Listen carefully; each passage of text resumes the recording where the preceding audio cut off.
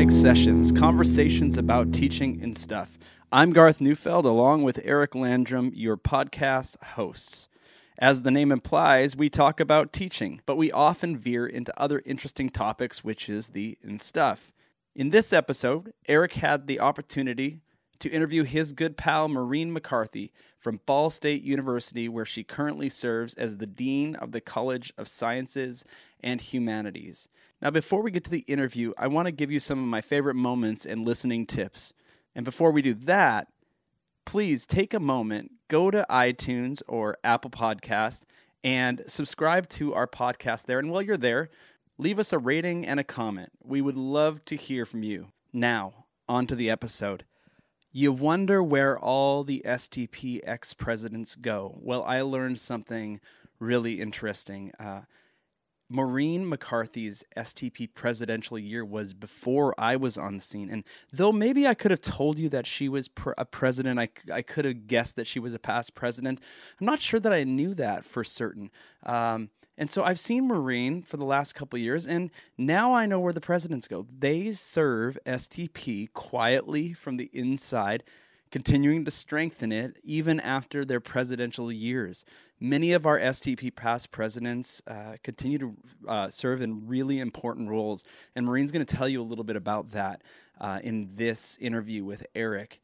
I have met Maureen a handful of times in different places, and I've got to say that without knowing Maureen terribly well, there's something about her. There's a presence she has. She walks around like somebody who knows something about the teaching of psychology. So though I couldn't have told you exactly what she did and what role she served in, there is this quiet confidence about Maureen.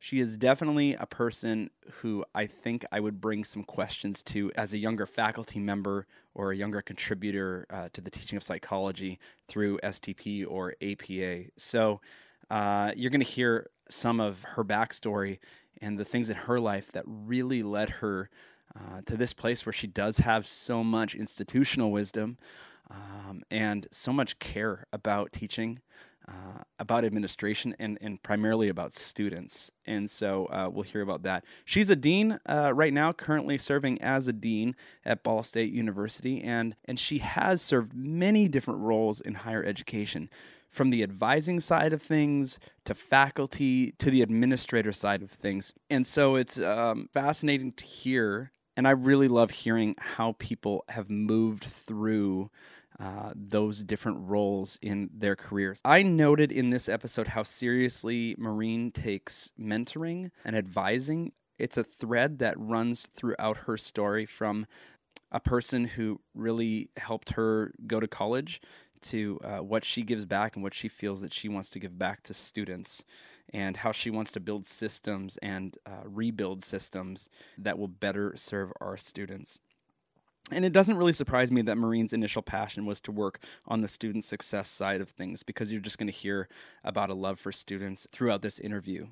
And I think it reflects back to her own experience as a student. As a community college instructor, I hear a lot of my students' situations, typical situations in Maureen's story. Families or parents where there's not a whole lot of support for higher education, or there's just other things going on and it's not the number one priority. And Maureen's got this amazing story of finding her way to higher education and overcoming some barriers and some challenges, and going on to get multiple degrees.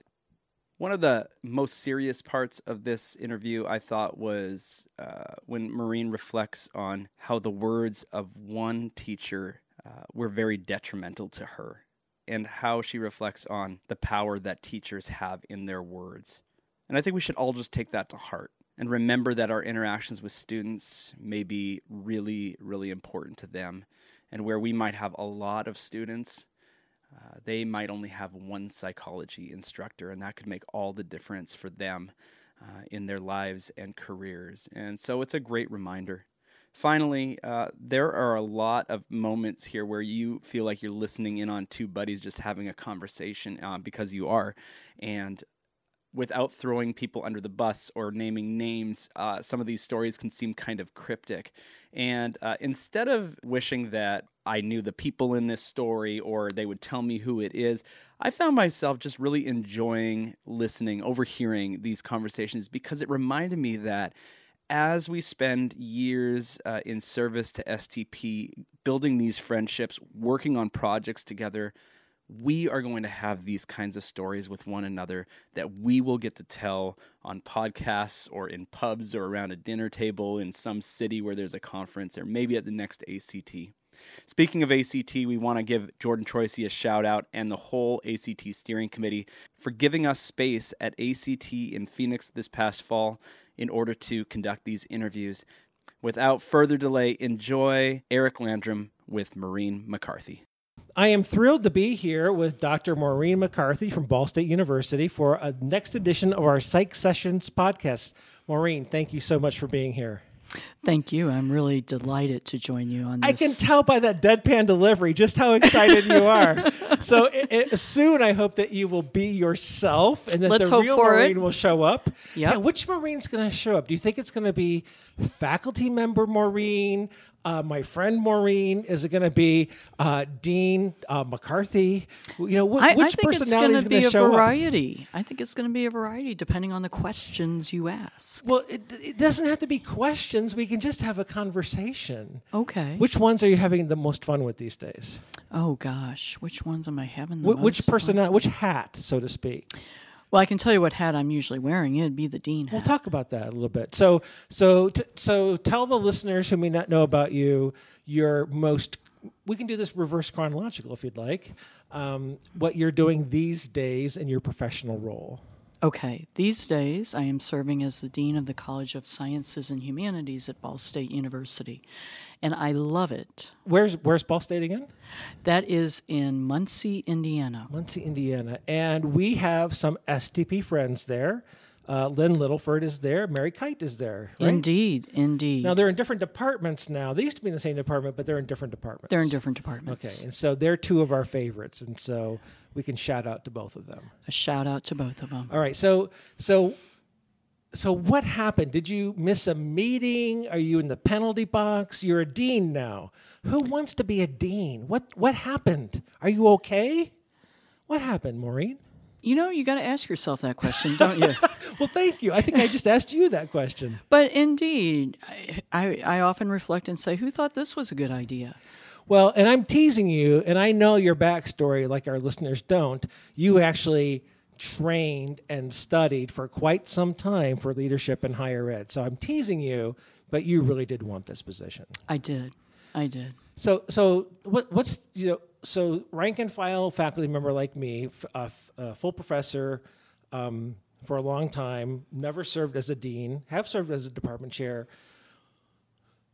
What's the faculty members probably don't get it, what it serves like to be the dean. We probably look at the dean thinking, why don't they give the department what we want? Why are they impeding our progress? What's it like to be a dean? Wow. I think that it's really hard to explain that, because when I think about the conversations that I have with people like you and some of my other colleagues, we are so passionate as faculty about what we do.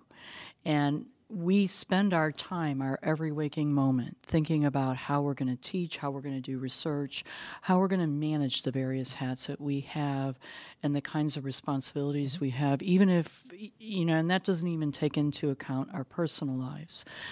And I think this was best, perhaps, illustrated to me when I had a conversation with a passionate faculty member, and they wanted to know, why is it that we aren't doing X? And the problem becomes a dean is trying to manage all of the other kinds of things so that the faculty member doesn't have to worry about X, Y, and Z. But the other side of the coin is when a dean does that and doesn't share, and I can perhaps share a couple of ideas about some of the things that we do that may not be immediately apparent, then a faculty member doesn't have that perspective. And I think that perspective, that understanding of the interconnectedness of all of the various aspects of the university life, the different pressures that are there, some ways in which I think it's important for a dean to try to somehow describe, what happens, let's play this out. What happens if I give your department everything you ask for? What does that mean for the other departments? What does that mean for the other people? What does that mean in terms of serving our students? And that's where my primary focus is. And I think you hit on something. I think many faculty members don't really understand the university outside of their own silo. And so sometimes, and I've been like this in my career, why aren't I getting what I need, or why doesn't my department get? And sometimes it's a zero-sum game. Sometimes I've known deans at Boise State where to give to psychology, they had to take away from sociology. And sometimes we felt guilty about that, and sometimes we haven't. And so I can appreciate the stressors that at the higher administrative level, you're seeing the playing field from a different position. And I can only imagine that you've had to make really difficult choices about priorities and funding and equity and fairness. And I think at the college level, the most important thing is to think about every decision you make. And is that being fair to this person or this department at this time? And does this set a precedent for the future? It shouldn't be that I should have to walk out and defend every single decision, but in my own heart of hearts, I want to just become comfortable with my decision. I want to be able to say, this is why I made this decision. And quite often that's what I do. I provide, this is my logic. These were the tough decisions that have to be made. I share that information out so that people can gain that perspective. So as a faculty member, So as a faculty member, so you're cruising along, you're a full professor, you're at Kennesaw State, and I know you did some work in the president's office there. Was there a triggering point or a trigger mechanism that said, wow, I want this next challenge, I want this next thing? I mean, I guess for me, I figure I'm going to close out my career as a full professor. But for you, you saw something that you wanted to do differently. What happened, I guess, is the way I'm going to ask it. Was there anything that happened? It's interesting because you say you're going to close out your career as a full professor. I think so. I haven't thought about becoming a dean or a provost. And I think that a lot of deans finish their career as a full professor. So I see this as very much a temporary arc. Was there something that spurred me into taking on this new challenge? In fact, I did serve for 3 years in the president's office as an advisor to the president on faculty matters. There was this opportunity to learn new things. There was this opportunity to represent an entire core of faculty across all disciplines. There was this passion to really serve as this voice, to try to make things better for all faculty. But there was also this opportunity to learn about the role of residential life, the role of the police department, the role of the physical plant, the bigger picture of state kinds of funding models that are going to affect what faculty do every day. But where did that curiosity come from? Is that just a natural curiosity? I mean, I'm not criticizing, I'm curious. I mean, because not every faculty member gets curious about state funding models, and I mean, and or perhaps assessment models, and that too. And I think embedded in that, knowing you the way I do, there is a parallel path of not only do I want to know about it, now I want to make it better. I want to figure out. I want to figure it out, and then I want to figure out action plans, and I want to go somewhere, and I want to try to make it better. I want to try to make a difference. So where does that? Did that? And I can stop asking about this, but I'm just trying to. I'm curious. I'm impressed, and I'm just trying to figure out for me, and maybe for our listeners too, what triggered that, or how did that evolve?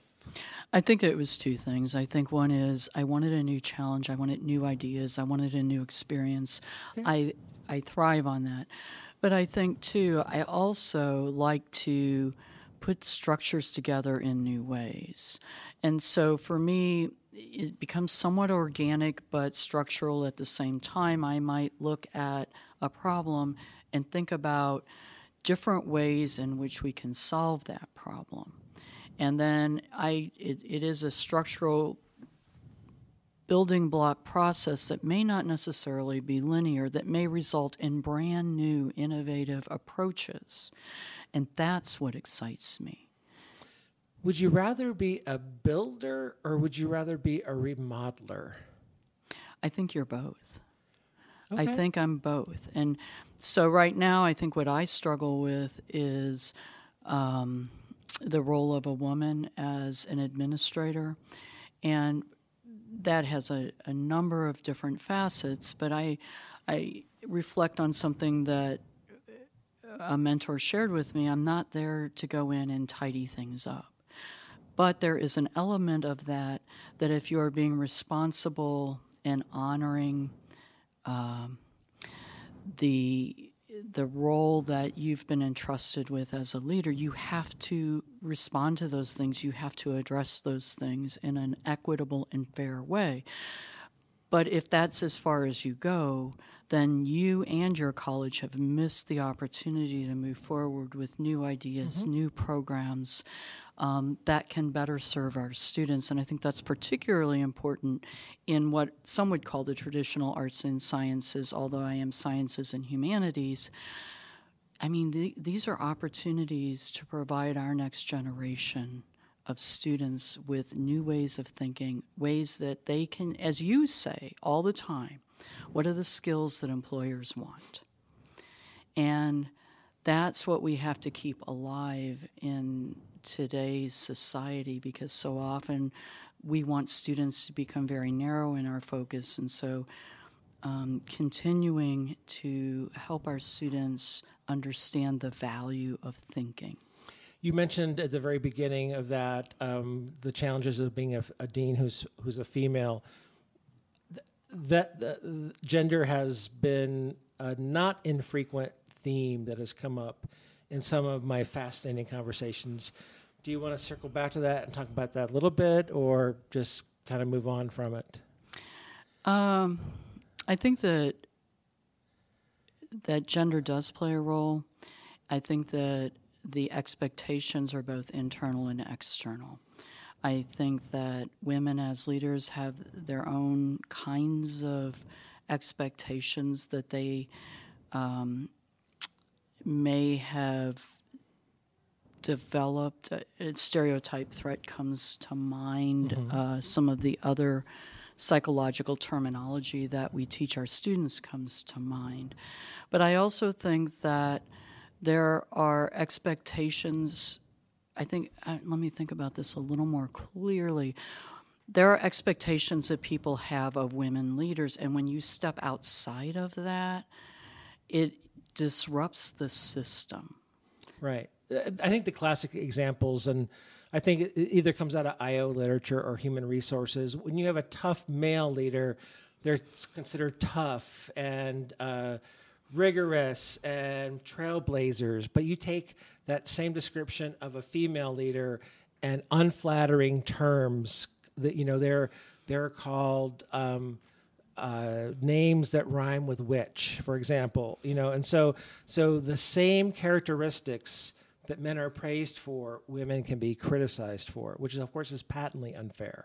Yet they're positive characteristics with one gender and negative with another.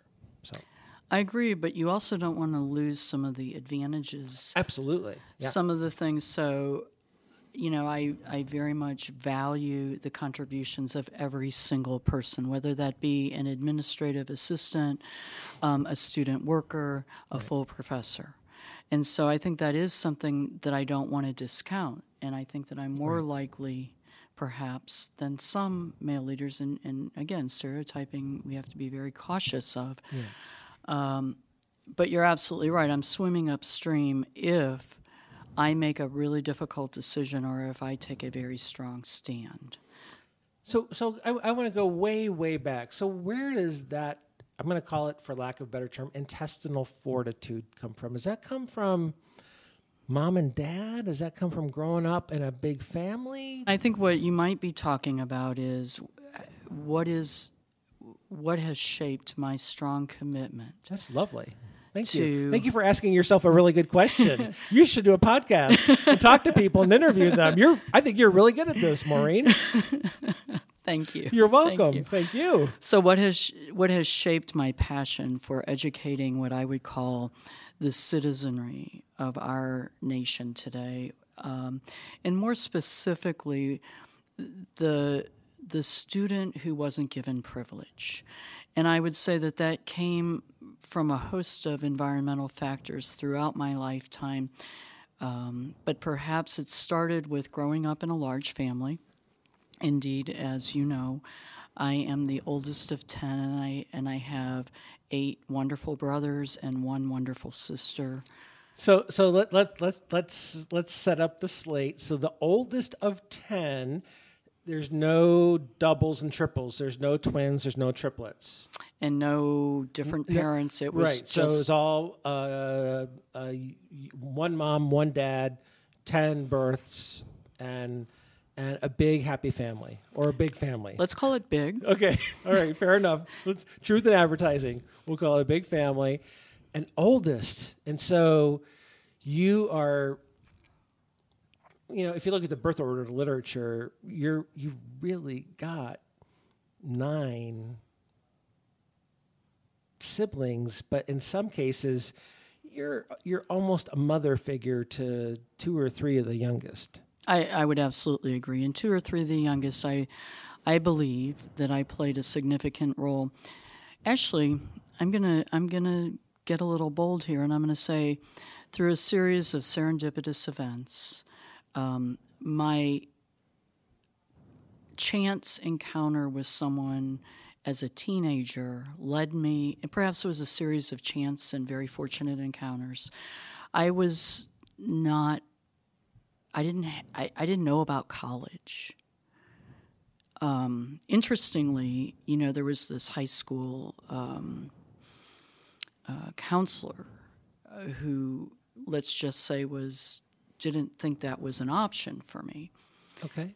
So mom and dad didn't go to college? Well, my father did through a series of colleges. My mother was a diploma RN, and she did actually practice as an RN before I was born. And then after that, she was a stay-at-home mom. Yeah, with 10, that is a full-time job. Right. Absolutely. But I think I had some very fortunate chance encounters that at some point I decided I could actually go to a college. I didn't actually get in on my first try. Okay, so you're 18 years old, graduate from high school.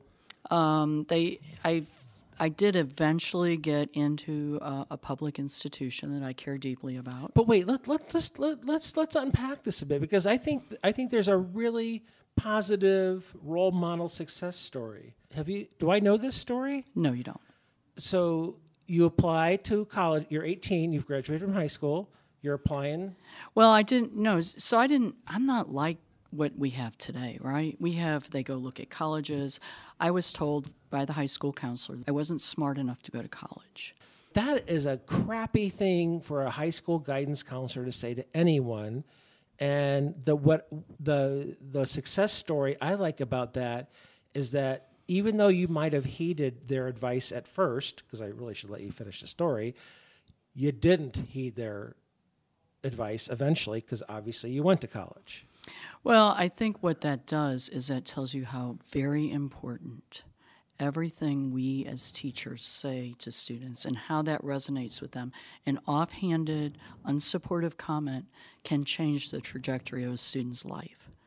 And so, I wasn't the best student.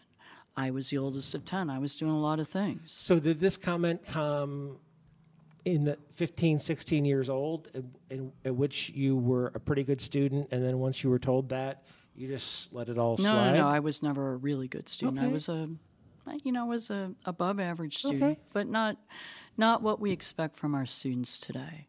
So I didn't know about college. I didn't know that I could go. I didn't know there was financial aid. I mean, I didn't know anything. Okay. I went away. I worked for the Youth Conservation Corps Okay. one summer, and there was sort of a camp counselor there who said, hey, there's this thing called college, and there are public colleges, and you could go. And look, you could apply for financial aid. And she said, here's how you do it. And why don't you come see me at this college? And I was like, oh, I could go there. What college was it? It was at the time Southwest Missouri State University. Okay. And so there were these camp counselors through this Youth Conservation Corps, which was a really important program at the time because it was modeled after the CCC. And it provided inner city kids with this opportunity to go out into more rural settings and do work, in this case, for the Forest Service. You were coming out of St. Louis? Yeah. Okay. So inner city St. Louis. And I took a bus back when the Greyhound was, your mode of transportation, and I got dropped off at the Willow Springs Ranger District office. And then they took us out into this isolated camp, and I think there were 40 girls or something, and they would take us out every day on different work crews. But it was also an educational experience that was part of this federally funded program.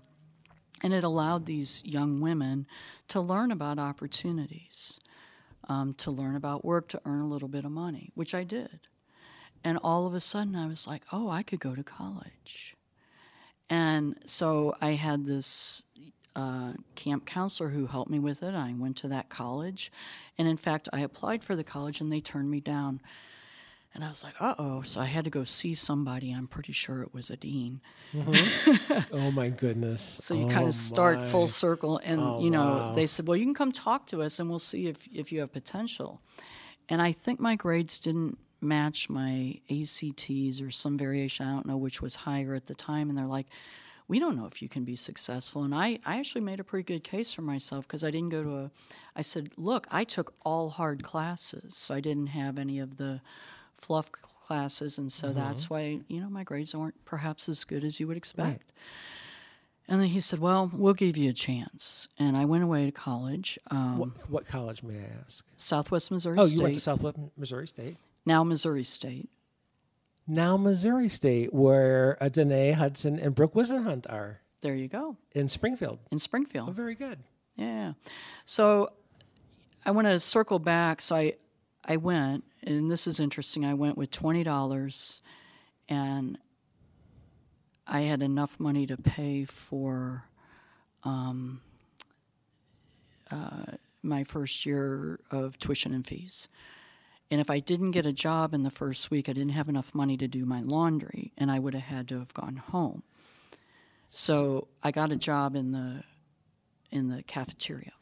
So you got in, and you have to be totally self-sufficient once you get there. Well, yeah.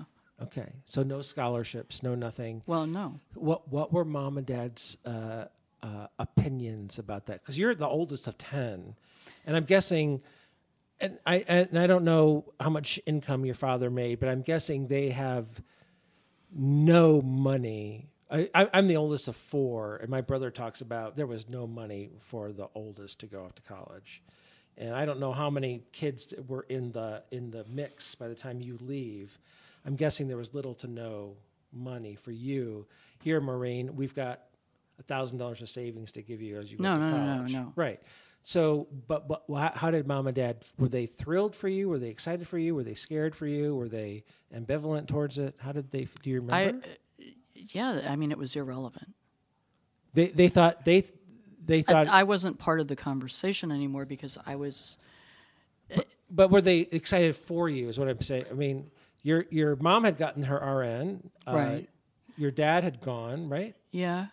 But they weren't like, my God, our firstborn, she's going off to No, college. no, because they didn't have time for that. Yeah, they had other babies. Yeah, they had babies, and my dad was working a couple of jobs. Right, I'll bet. Yeah, I think my dad did take me down and drop me off. At which point in time, I found out they had over-enrolled. I didn't actually have a room to sleep in, so I had to sleep in in one of the group community rooms with all these other students. They didn't tell us before we got there, or if they did, I didn't understand. Right. Because I didn't understand anything, because I didn't have anybody guiding me on Right. this. You didn't have an older sister or next door neighbor telling you, no. Now, Maureen, when you get there, so you're going to register for classes and you're going to fill out this card and you're going to put your first choice, second choice. Yeah. You didn't have any role model per se for college at that time. And in fact, I remember now, it's been a long time, I think I went down for some sort of orientation that summer with this other student and her mom. So it wasn't like my parents could be involved. Right. That wasn't. My dad probably took me down, dumped me off, and went back, and that was it. I mean, good luck. Good luck and God bless. Yeah, and if you find a ride home, come home for Thanksgiving. Yeah. And I did find a ride, but this is what is important about this story is not what I did, it's the effect that it had, because that set the stage then that for the rest of the siblings, I could go to college. And interesting. How many of the remaining 9 went to college? All of us. Oh my God, I just got a chill.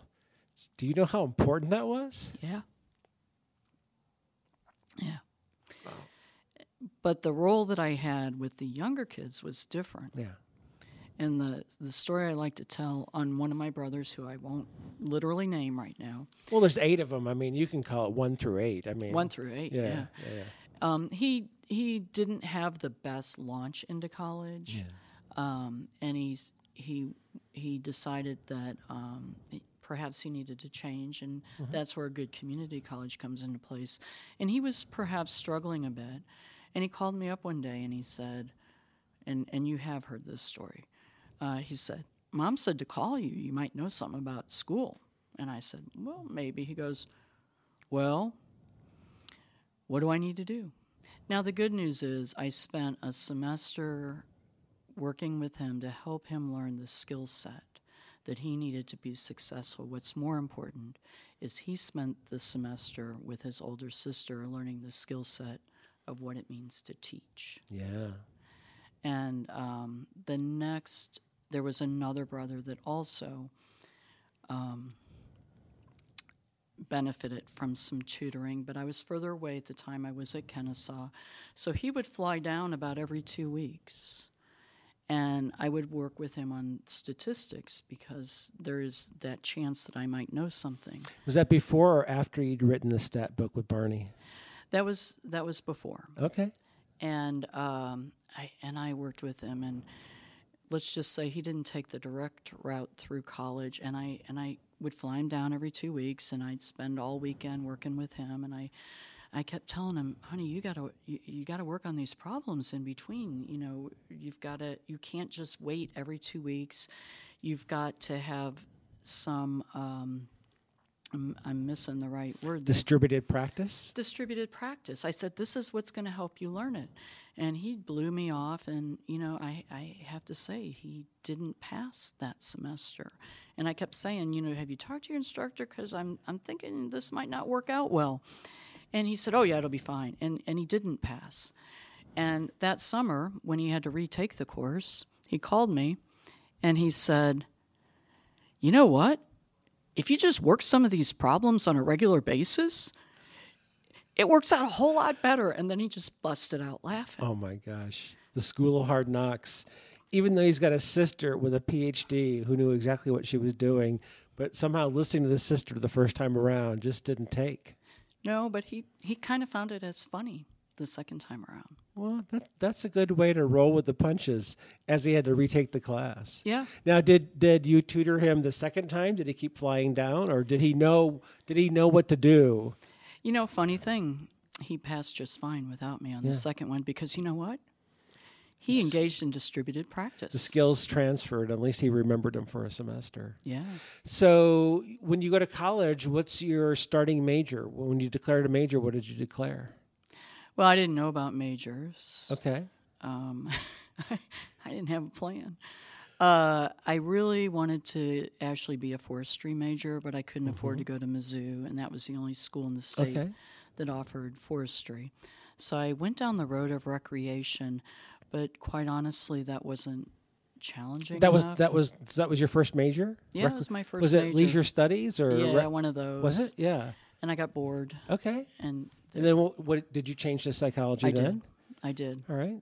And I thought I would save the world, not understanding that an undergraduate degree in psychology didn't actually allow you to do that. And that's what you graduated with? Yeah.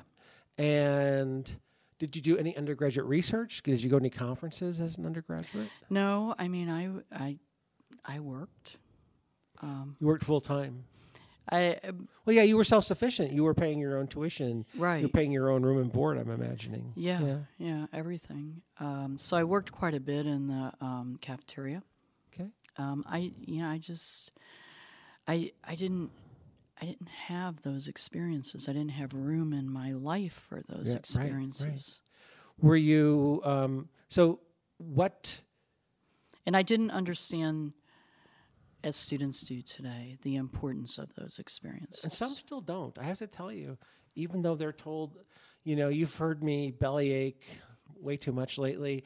I talk about this critical window for advising. Mm-hmm. And, just because a faculty member says it doesn't mean that a student hears it. Right. If we don't say it over and over, if we don't hit that critical window, that they may not hear it.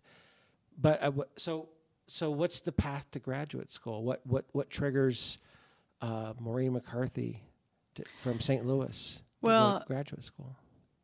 I didn't actually know about graduate school, not really. I mean, that seemed as something someone else would do. I had the good fortune, once again, of ending up in a job at a community college and working with some really great folks who said, you know what, if you want to become, I started as at the time it was something called a paraprofessional. Mm-hmm. And they said, if you want to move up, you'll have to go get a graduate degree. And so I was a non-traditional master's student. I commuted to Oklahoma State University out of Tulsa. And I got my master's degree. Master's in? In counseling. A master's in counseling? Yes, a master's in counseling. A master's degree in counseling from Oklahoma State University. I don't think I knew that. This is why I love the podcast, because we get a chance, because we don't sit around and talk about, oh, I did this, I did that. Even stuff about your family I'm learning. This is why I love this. So anyway, sorry, go ahead. I got this master's degree in counseling, and then I said, you can't fix people because people do what they want. I don't know. Is that Skinner? Is that Kurt Leuven? Who is that? I don't know. Is that Rogers? I'm not sure who that is. But anyway. Yeah. But I did learn that I love statistics. I really enjoyed the mystery, the challenge, the research, the looking at ways, the scientific ways of solving problems. Mm-hmm. And once again, I had a really wonderful mentor who said, you should do a doctorate in research and measurement. And I said, no, I really don't want to do that. And so I wandered off. And then I had another friend who was commuting to OSU, and she was working on her doctorate in clinical psych. And she was commuting, and that was back when you could actually do a practice-oriented degree in a part-time status. That is largely no longer the case. And so she was taking her courses, and I said, oh, you know what? I think I'll just take these stat courses for fun. And she didn't really realize that's what I was doing, and so I would just get in the car, and it was just fun. It was a challenge. Mm-hmm. And I had this advisor who kept after me, and she said, well, just take a few classes. And I did. I was taking these classes. I was having fun. And I had the best time with my friend. We were taking this course, and we would come up with these creative scenarios for the data that we were doing, because, it was run these data, mm-hmm. The 2-group or the, 3-group whatever. But we didn't want to just run the data with these two groups. We would come up there would be, it was the Earl Gibbons pine needle diet was one. I mean, they would be these elaborate, kind of very creative, witty stories, these research scenarios, and then we would write up the results around Did they involve gourmet meals at all, or wine tasting and scores by any chance?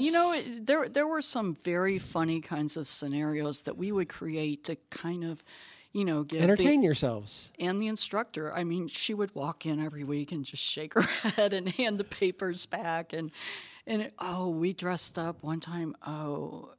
We had a silly experience where our spring breaks, we took glasses and shirts for everybody. We got carried away, but it was fun. Right. And I think that's what's important. We made the learning fun. We were able to creatively develop ways to understand the information that we were trying to grasp.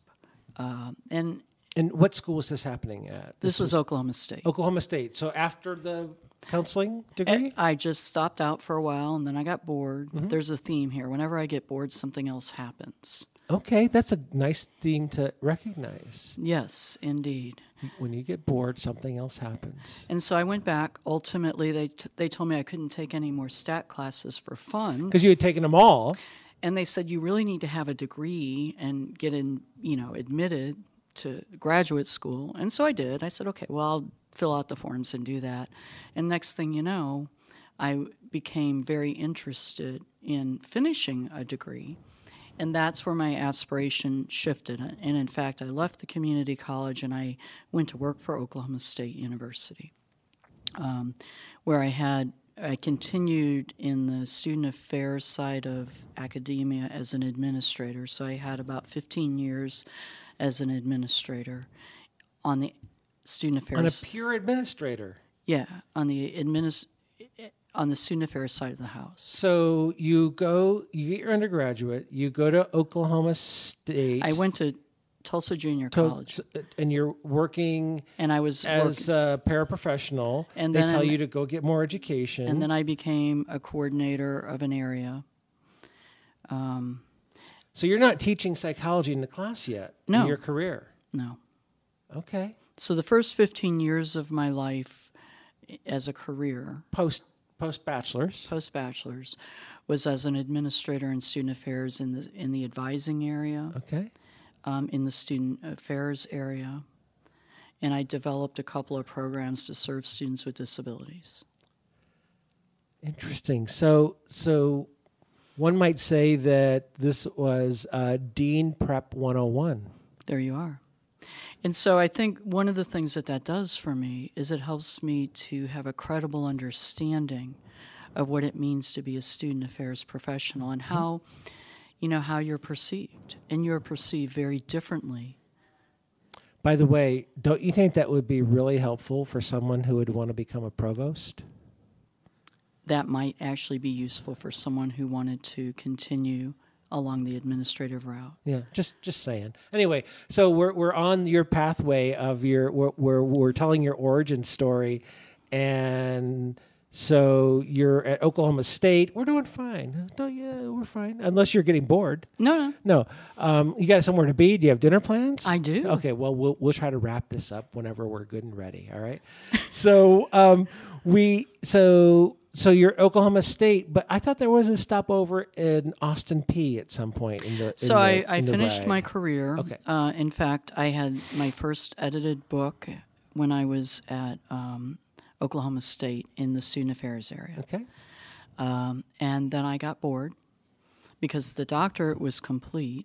Doctorate was complete at Oklahoma State. And if I've got this correct, you have a PhD in assessment? Research and measurement. Research and measurement. Out of a Department of Psychology? No. Interestingly, much like many institutions across this country, the psychology departments of sorts were a little different than they are today. there was a Department of Clinical Psychology and a Department of Psychology in the College of Arts and Sciences. And then there was another program that grew up over in the College of Education, and it was the Department of Applied Behavioral Sciences. And it has since changed its name, but at that time it had the counseling psych and the measurement emphasis. But the two departments shared some coursework. And in fact, I took some coursework over on the clinical side, and the clinical side then took some coursework over on the counseling psych side, and then they had a very small program in research and measurement over on the counseling psych side. Okay. So they also had, I'm guessing at this point, they probably had a school psych program and some other things, but I don't recall for certain. It's been a while. So you finish up at Oklahoma State, you get bored, we know what happens. I decided that I really wanted to pursue a faculty position. Okay. As we know, even today, it's very difficult to have an opportunity. I was very fortunate to begin my tenure track career at Austin Peay State University. It gave me some real opportunity to take what I had learned in student affairs and my passion for serving students and really immerse myself in teaching. I didn't have the traditional teacher prep that some programs offer today, so I was really learning. Now, and I'm sorry, I don't know this, Austin Peay is in Minnesota, is that right? Austin Peay is in Tennessee. Clarksville, Tennessee. Okay, I'm sorry, yeah, sorry. Clarksville, Tennessee. It's a small public liberal arts. At the time, I think there were about 7,000 students there. That's not too small, but okay. But small. All right. And how long were you there for?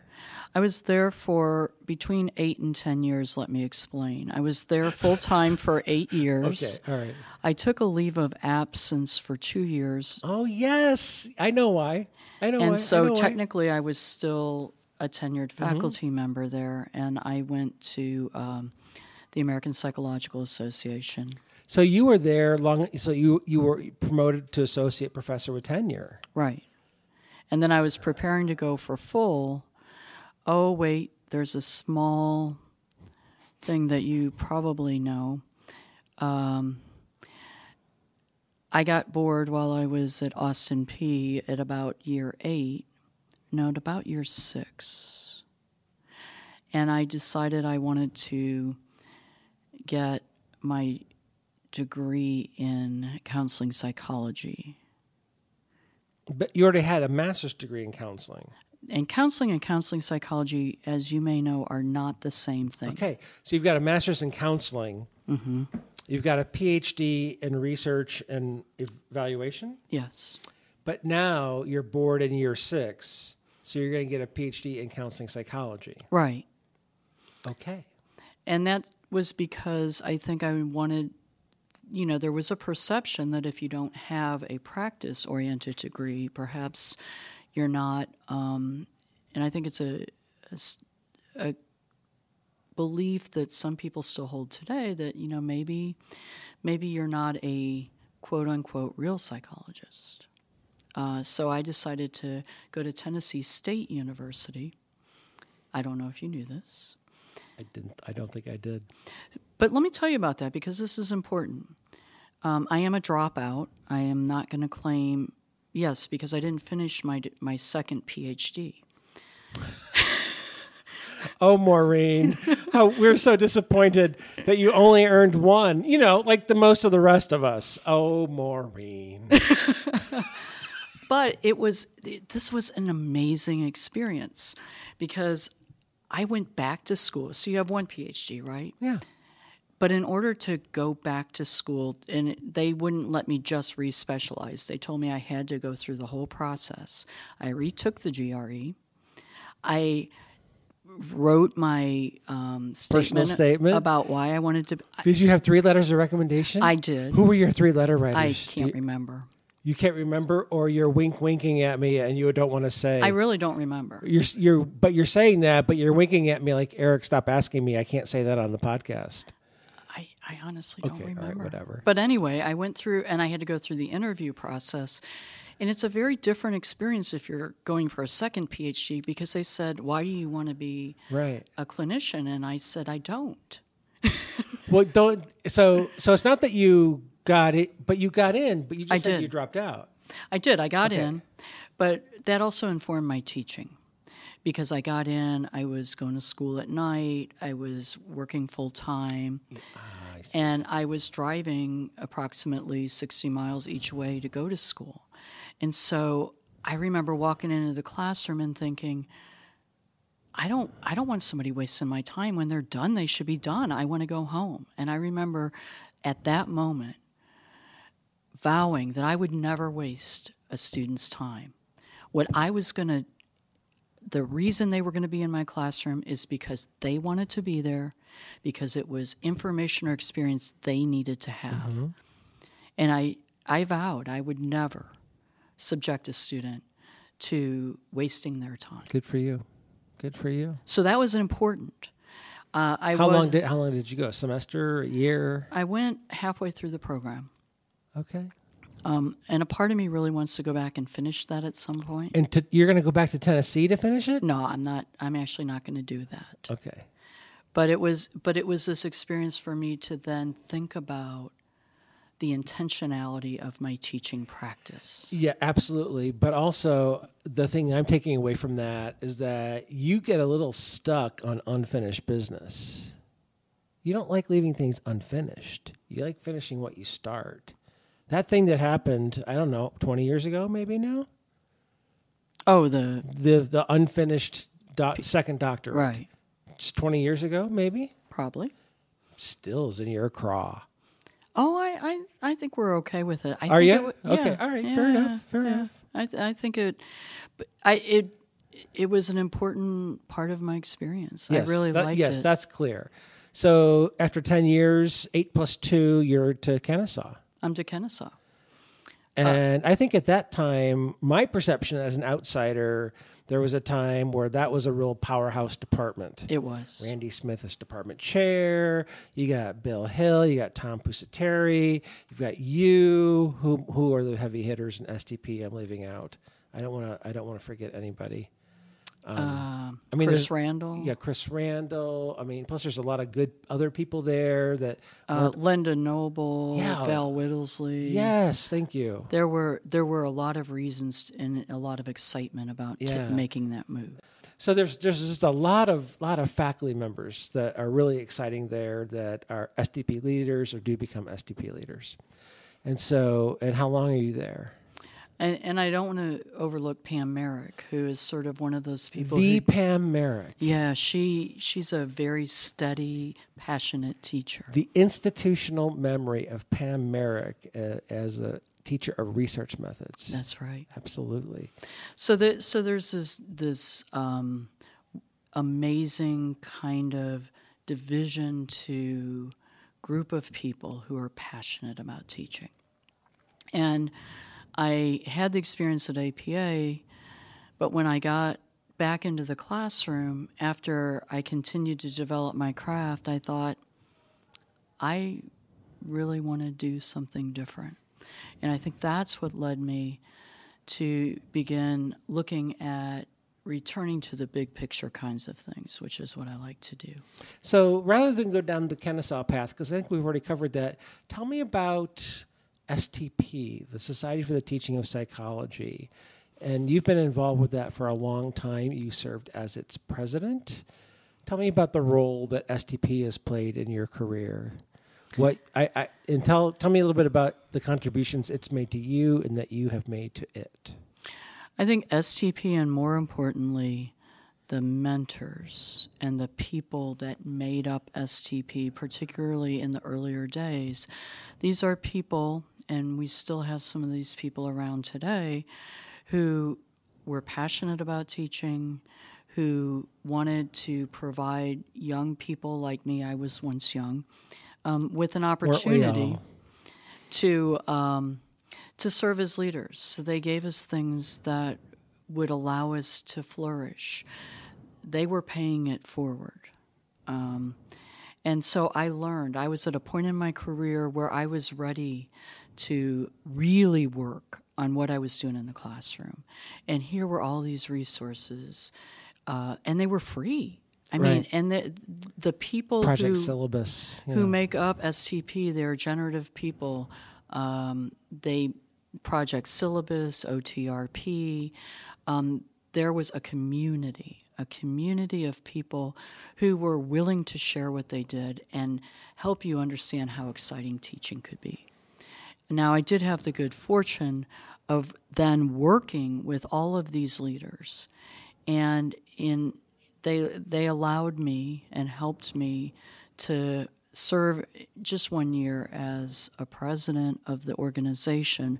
But more importantly, I needed to turn around and help pay it forward in my own way and bring people into STP to show them what they could do, what they could learn, and how they could lead. And then I needed to hand that off. And I feel like the leaders before me helped me to understand that. And then I was able to have that same fortunate experience. But you're still serving STP today. So why don't you talk a little bit about that? So right now I have the good fortune of serving as the STP liaison to the APA Council. And in that role, I think that we can have a voice to remind a larger organizational structure about the importance of serving primarily our undergraduate students, and I think sometimes that gets lost. We don't always, we want to honor, certainly, our doctorally trained psychologists, but we need to recognize that as a discipline, we have an entire citizenry that can benefit from learning the basic principles of psychology. I still think we're missing that opportunity to a large extent. Yeah, well, I would just say amen, sister. I'm with you on that one. There for you sure. go. So we're coming up on our time here, but I've got a couple things in my head that I just have to mention. And they're mostly personal between our longstanding friendship. I think you and I met, and I'm really bad at this for the most part, at an AP reading. Do you think that's where we met? I think that's where we met. And it would have been my first reading, which was at Trinity University in San Antonio. Were you a table leader there, or were you? I remember you being a table leader, but you tell me that you don't think you were at Trinity. I don't recall for sure. There were 60 readers at it. I remember there were 60. There were 2 rooms of 30. I think I was in Randy Ernst's room. Can we tell the story? Can we tell the story of my very first prank? I'm not sure we can tell the story except to say that it was an interesting way to get to know you. If you've been an AP reader, you'll get a kick out of this. The booklets are treated as sacrosanct. One does not mess with the booklet. One does not write in the booklet. You just read what a student has written. And I believe, for whatever reason, I was coming to you to consult with you on something. Maybe because sometimes if you had a booklet where you couldn't read the handwriting, you would go over to a fellow reader and you'd say, I really can't read this. Can you look at this? I can't make out the handwriting. That was a pretty common thing that you would do. Get up. Yes. And so I think under the guise of that, I'm sure I volunteered for the prank because I wanted to be in on a prank. We had a prop that we used, and I actually walked up to you and started to ask you about something, and probably turned a page or something. Indeed. And then something fell out of that booklet that was an embarrassing item that was clearly not part of the original student's booklet, but was made to look like it. Yes. And others were in on the prank, as is wont to do the AP reading. And I don't think I knew you very well. I knew who you were, obviously, but I didn't know you very well. I was a newbie. I was an acorn, as they say. And we were off and running. And I think you turned red and I laughed and you laughed eventually. And you were an awfully good sport about it. Why, thank you. And so did I do that okay to your standard? You did. And I think you can't underestimate the intersection of the AP reading as well for many of the community building experiences that we've all had in STP. Absolutely. And here's one I want you to tell. Will you please tell all the details of this one?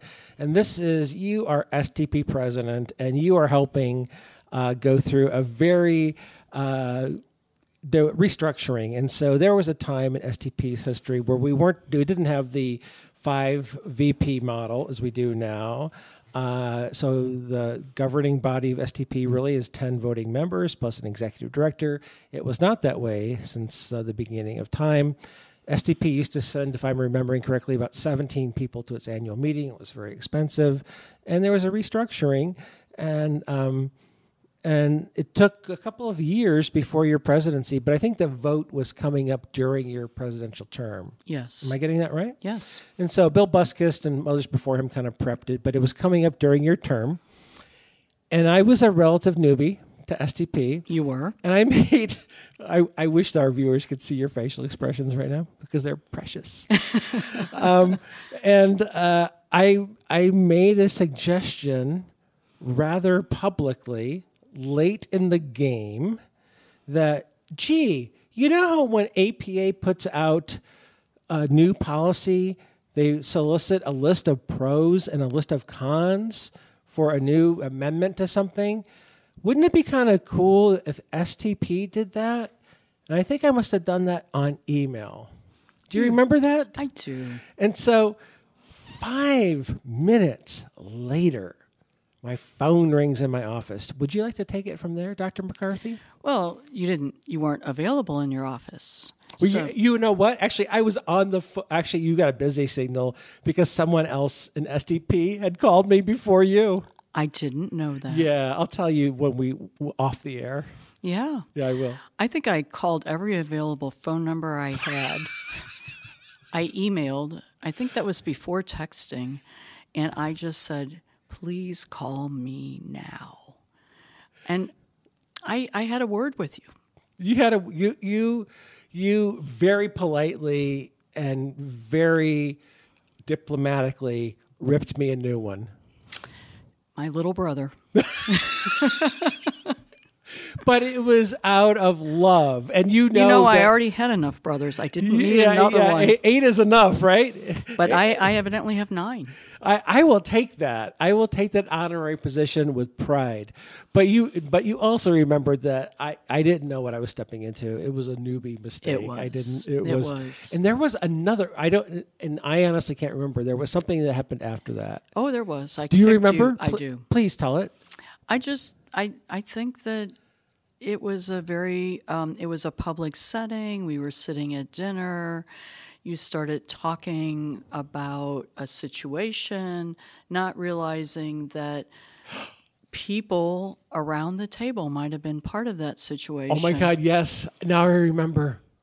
Yes, we were at a local conference.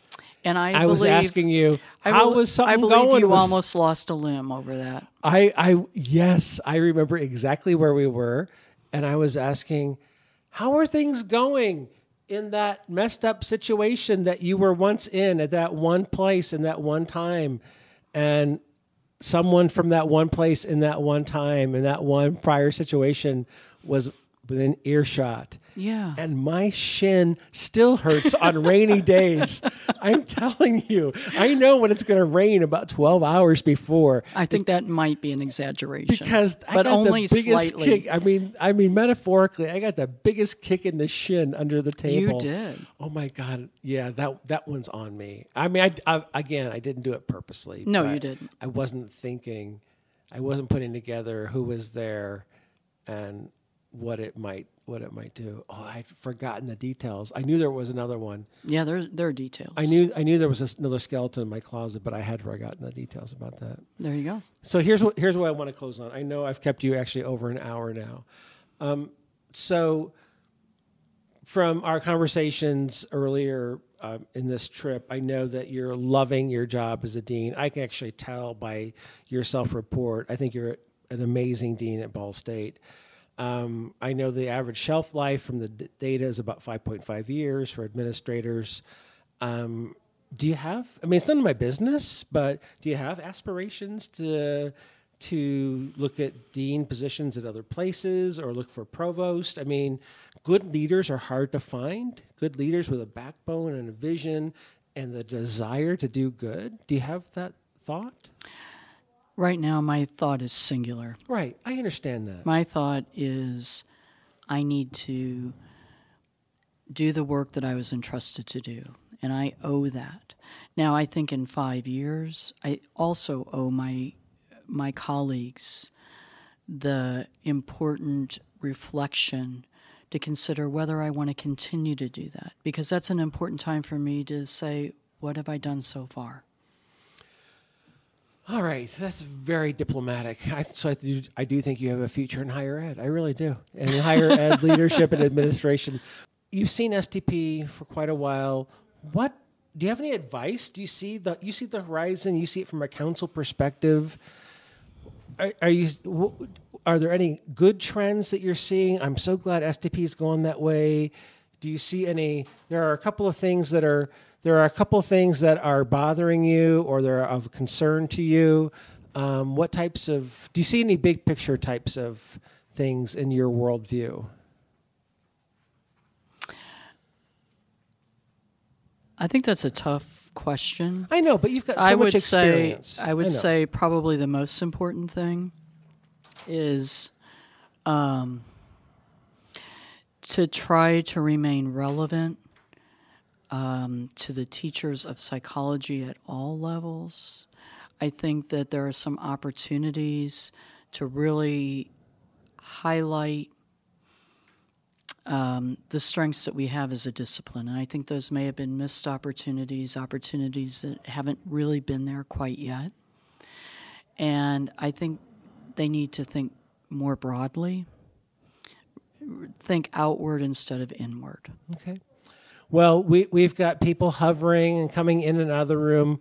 Maureen, I've been wanting to talk to you for a long time. I haven't seen you at a sit-down type of situation for a couple of years now. Thank you so much. You are one of the gems of psychology, and I'm thrilled that you made time for Psych Sessions today. Thank you so much. And thank you.